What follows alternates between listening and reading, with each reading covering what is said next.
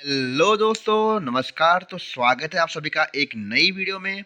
तो जो भी अभ्यर्थी बहुत लंबे समय से एसएससी जीडी के नई वैकेंसीज का इंतजार कर रहे थे, उन सभी का इंतजार खत्म हो चुका है, क्योंकि यहाँ पे बहुत बड़ी संख्या में लगभग 25,000 पदों पर नया नोटिफिकेशन जारी हो चुका है।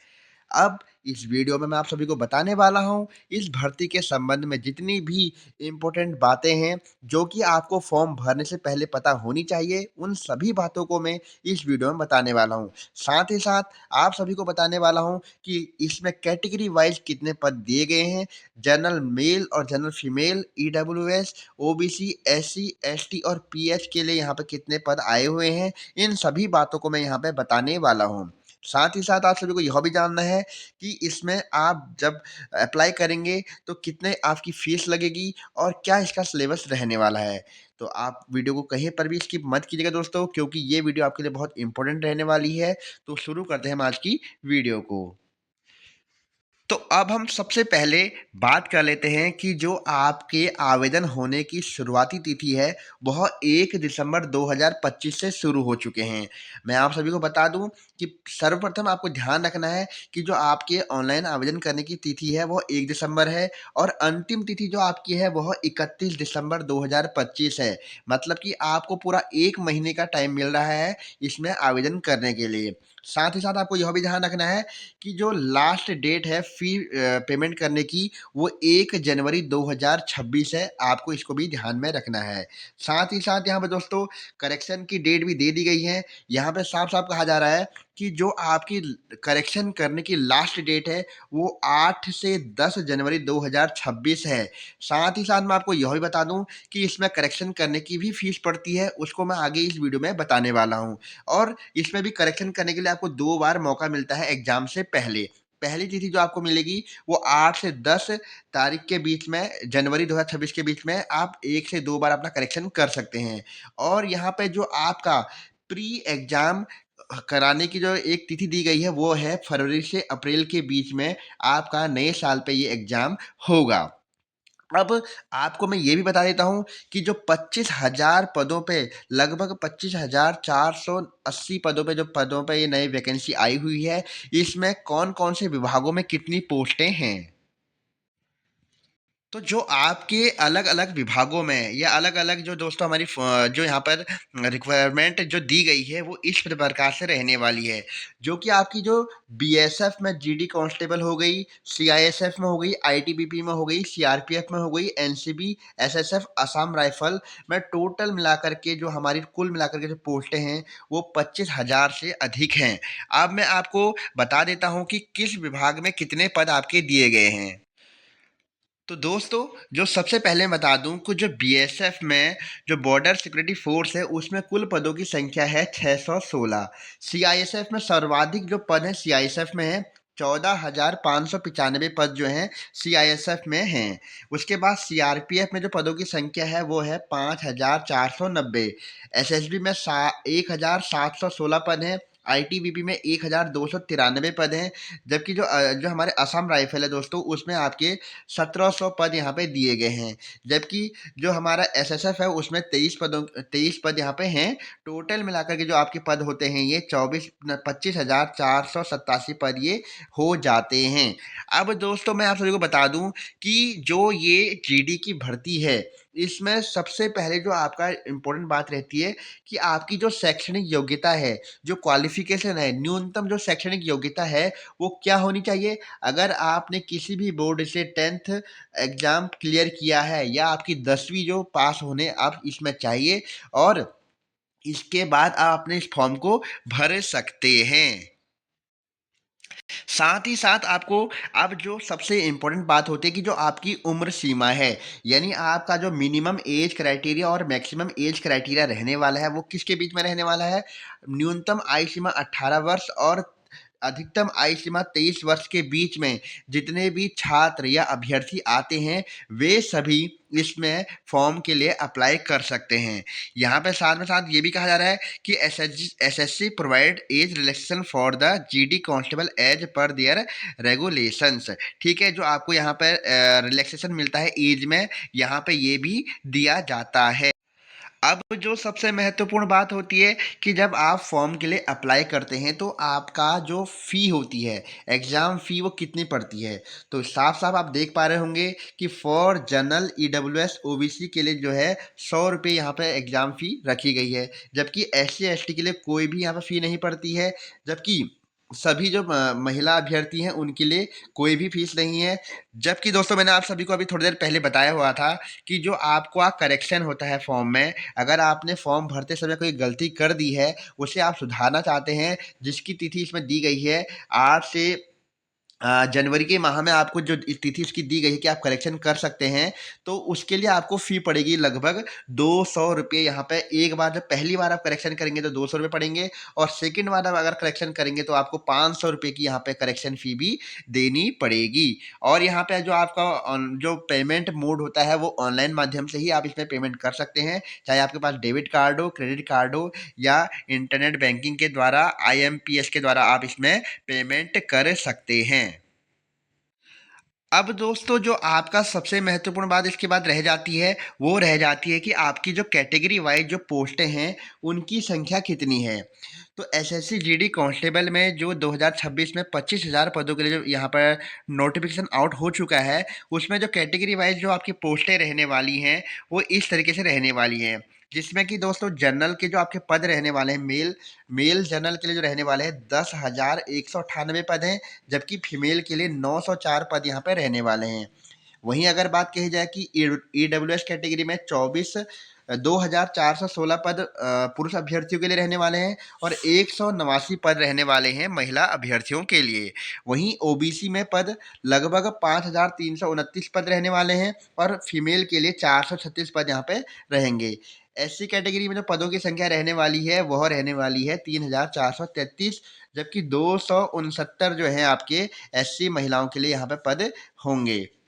एसटी के लिए 2,091 और महिला अभ्यर्थियों के लिए 222 पद आपके रहने वाले हैं एसटी कैटेगरी में।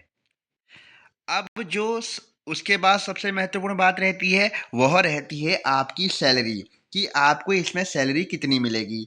तो दोस्तों जो आपका बेसिक पे रहने वाला है वह रहने वाला है 2,100, सॉरी, आपका जो बेसिक पे रहने वाला है वो रहने वाला है 21,700 रुपये, और जो कि 69,100 रुपये के तक जाएगा। अगर मैं बात कहूँ आपका डीए एचआरए और टीए मिलाकर के टोटल आपका जो सभी अलाउंस मिलाकर के जो आपका जो आपकी पेमेंट आती है इन हैंड में, वो आपकी आती है 32,998 985 रुपये से लेकर के 37,325 रुपये के बीच में आपकी सैलरी हो जाती है, सभी अलाउंस को अगर मिला के देखा जाए। लेकिन आपको यहाँ पर ध्यान रखना है कि जो आपका बेसिक पे है वो 21,000 है, तो आपके पास में जो इन हैंड आपकी सैलरी आने वाली है वो आने वाली है लगभग 33,000 रुपये। स्टार्टिंग में जब आपकी ज्वाइनिंग होती है 33,000 रुपये आपकी यहाँ पर सैलरी आने वाली है। अब आपको सभी को यह भी जानना होगा कि तो अब जो सबसे महत्वपूर्ण बात होती है कि मैंने आप सभी को इसमें क्या-क्या चीज़ बता दी है कि आपने अप्लाई किस तरीके से करना है, पदों की संख्या कितनी है, पेमेंट किस तरीके से करेंगे आप, साथ ही साथ आपका जो यहाँ पे इस भर्ती से रिगार्डिंग जो भी सैलरी है वो भी बता दी है। अब सबसे महत्वपूर्ण बात आती है कि जो एग्ज़ाम होगा वो किस तरीके से, या आपको जो ये भर्ती प्रक्रिया में जब आप शामिल होंगे तो किस तरीके से आपका सिलेक्शन प्रोसेस रहने वाला है। इसमें आपके टोटल 4 आपके स्टेप रहने वाले हैं। सबसे पहले जो होने वाला है आपका सीबीटी रिटन एग्ज़ाम होगा, यानी कंप्यूटर बेस्ड जो आपका टेस्ट होता है सीबीटी, वो आपका एग्ज़ाम होगा, जिसका सिलेबस मैं अभी आगे आपको डिस्कस करूँगा। उसके बाद जो दूसरा आपका चरण होता है इसमें वह होता है पीईटी और पीएसटी टेस्ट। अब आप सभी को बता दूँ कि जो पीईटी और पीएसटी टेस्ट होता है इसे हम क्या बोलते हैं। पीईटी जो होता है फिजिकल एफिशिएंसी टेस्ट, और पीएसटी जो होता है फिजिकल स्टैंडर्ड टेस्ट जो होता है। पीईटी में आपकी दौड़ होती है और पीएसटी में आपका जो नपाई होती है, जिस हिसाब से आप सीना नापना, आपकी लंबाई नापना, ये चीज़ें इसमें आती हैं। तो दूसरे टेस्ट में आपका क्या होता है, दौड़ भाग होती है। तीसरा जो आपका स्टेप होता है उसमें आपका होता है, आपका रिजल्ट आता है, पहले सीबीटी का रिजल्ट आएगा, उसके बाद जो अभ्यर्थी इसमें क्लियर करेंगे उनका फिजिकल होगा। फिजिकल के बाद फिर डॉक्यूमेंट वेरिफिकेशन होगा, उसके बाद आपका मेडिकल एग्जामिनेशन होगा, उसके बाद फाइनल रिजल्ट आकर के आपको ज्वाइनिंग मिल जाएगी। अब बहुत से अभ्यर्थियों का यह भी सवाल होगा कि जो एग्ज़ाम का पैटर्न होगा वो किस तरीके का होगा। दोस्तों मुझे पता है कि ये वीडियो थोड़ा लंबी बन रही है, लेकिन मैं इसमें आपको एसएससी जीडी से संबंधित जितनी भी इम्पोर्टेंट बातें आपको ध्यान रखनी होती हैं। अगर आप नए अभ्यर्थी हैं, आपने अभी 12th अभी किया हुआ है और उसके बाद आप इसको भरना चाहते हैं, क्योंकि इसमें आयु सीमा जो रहने वाली है 18 से 23 वर्ष के बीच के अभ्यर्थियों के लिए ये भर्ती रहती है। तो आप सभी को जानना पड़ेगा कि स्टेप बाय स्टेप आपका किस तरीके से इसमें सिलेक्शन प्रोसेस होता है। तो अब भी मैंने आप सभी को बता रखा था कि जो इसमें एग्ज़ाम होता है वो किस तरीके से होता है। अब सबसे इम्पोर्टेंट बात होती है कि जो आपका एग्ज़ाम पैटर्न है वो किस तरीके से आपके क्वेश्चंस में आते हैं। जनरल इंटेलिजेंस एंड रीजनिंग के आपके 20 प्रश्न होते हैं। जनरल नॉलेज के जो आपके प्रश्न होते हैं वो भी 20 होते हैं। जनरल अवेयरनेस के और एलिमेंट्री मैथमेटिक्स जो आपकी थोड़ा जो गणित होती है उसमें थोड़ा 20 नंबर के क्वेश्चन पूछे जाते हैं। साथ ही साथ आपके इंग्लिश और हिंदी आपके 20 नंबर के होते हैं। जो कि दोस्तों आपका क्या होता है, इंग्लिश और हिंदी मेरे को जहाँ तक लग रहा है ये आपका स्वैच्छिक होता है कि आप हिंदी में करना चाहते हैं या इंग्लिश में करना चाहते हैं। जिसमें आप करेंगे उसके प्रश्न आपसे 20 पूछे जाएंगे। अगर आपने हिंदी माध्यम चुना है तो आपके 20 प्रश्न हिंदी के होंगे। यदि आपने इंग्लिश माध्यम चुना है तो इंग्लिश के भी आपके 20 प्रश्न होंगे। टोटल जो प्रश्नों की संख्या होती है वो 80 होती है। नंबर ऑफ क्वेश्चन 80 होते हैं और आपको जो समय मिलता है 1 घंटे का मिलता है। 1 घंटे का आपका सीबीटी होता है, कंप्यूटर बेस्ड टेक्स्ट जो होता है। और 1 घंटे यानी आपको 60 मिनट में आपको कितने प्रश्न करने होते हैं, 80 प्रश्न यहाँ पे करने होते हैं, जिसके बाद आपका रिजल्ट आता है। ठीक है। और इसका जो सिलेबस है वो भी मैं आप सभी को यहाँ पे बता दूंगा कि इसका जो आपका सिलेबस होगा वो किस तरीके का आपका रहने वाला है। तो वो भी आप सभी को मैं इसमें बता दूंगा। ठीक है। अब बात आती है कि जो आपका सेकंड स्टेप जब आप क्लियर कर लेते हैं, जो पहला स्टेप क्लियर कर लेते हैं, आप एग्ज़ाम निकाल लेते हैं। उसके बाद जब आपका पीईटी होता है, फिजिकल एलिजिबिलिटी टेस्ट जो होता है, उसमें किस तरीके से आपका क्या क्या मतलब आपकी दौड़ होती है और कितनी आपकी हाइट मांगी जाती है, उन सभी बातों को मैं इसमें बताने वाला हूँ। Male category, general, EWS, OBC, जो भी मेल कैटेगरी के जो मेल में जो आते हैं, मेल जो अभ्यर्थी हैं, उनकी जो हाइट होनी चाहिए वो 170 सेंटीमीटर होनी चाहिए। और सीना जो होना चाहिए 80 सेंटीमीटर होना चाहिए और फुलाने के बाद 85 5 सेंटीमीटर आपको उसको एक्सटेंशन करना होता है। ठीक है, वहाँ पर आपको 5 सेंटीमीटर फुलाना होता है। और जो आपकी दौड़ होती है, सबसे महत्वपूर्ण बात बता रहा हूँ दोस्तों, ध्यान दीजिएगा कि जो आपकी दौड़ होगी वो होगी 5 किलोमीटर की, जो कि आपको 24 मिनट में पूरी करनी होती है। मेल अभ्यर्थियों की मैं बात कर रहा हूँ। वहीं अगर मैं बात कहूँ दोस्तों कि जो मेल अभ्यर्थियों में ही जो एसटी कैटेगरी में आते हैं, उनके लिए तो आपकी हाइट में जो यहाँ पर छूट मिलती है, तब जाकर के जो आपकी हाइट होने वाली है वो होने वाली है 162.5 सेंटीमीटर की आपकी हाइट होनी चाहिए। साथ ही साथ आपको यहाँ पे सीने में भी छूट मिलती है। सीना फुलाने में 76 सेंटीमीटर मिनिमम आपका होना चाहिए और 5 सेंटीमीटर को उसके बाद आपको यहाँ पर एक्सटेंशन करना होता है, लेकिन रनिंग आपकी 5 किलोमीटर की ही होती है। अब यहाँ पे आप फीमेल के जो फीमेल अभ्यर्थियों के लिए बताने वाला हूँ। जो महिला अभ्यर्थियों के लिए जो यहाँ पर मिनिमम हाइट होती है वह 157 सेंटीमीटर होती है। ठीक है दोस्तों। और यहाँ पे जो आपकी दौड़ होती है वो 1.5 किलोमीटर लगभग होती है। 1.6 किलोमीटर आपको दौड़ना होता है। 8.5 मिनट में आपको ये दौड़ पूरी करनी होती है। ठीक है। 1.6 किलोमीटर आपको दौड़ना होता है 8.5 मिनट के भीतर। ठीक हो गया। उसके बाद एसटी कैटेगरी में भी आपको यहाँ पे हाइट में छूट मिलती है। और 150 सेंटीमीटर यहाँ पर जिनकी हाइट है एसटी कैटेगरी फीमेल्स की, वे इसको अप्लाई कर सकते हैं और दौड़ में कोई छूट यहाँ पे नहीं मिलती है।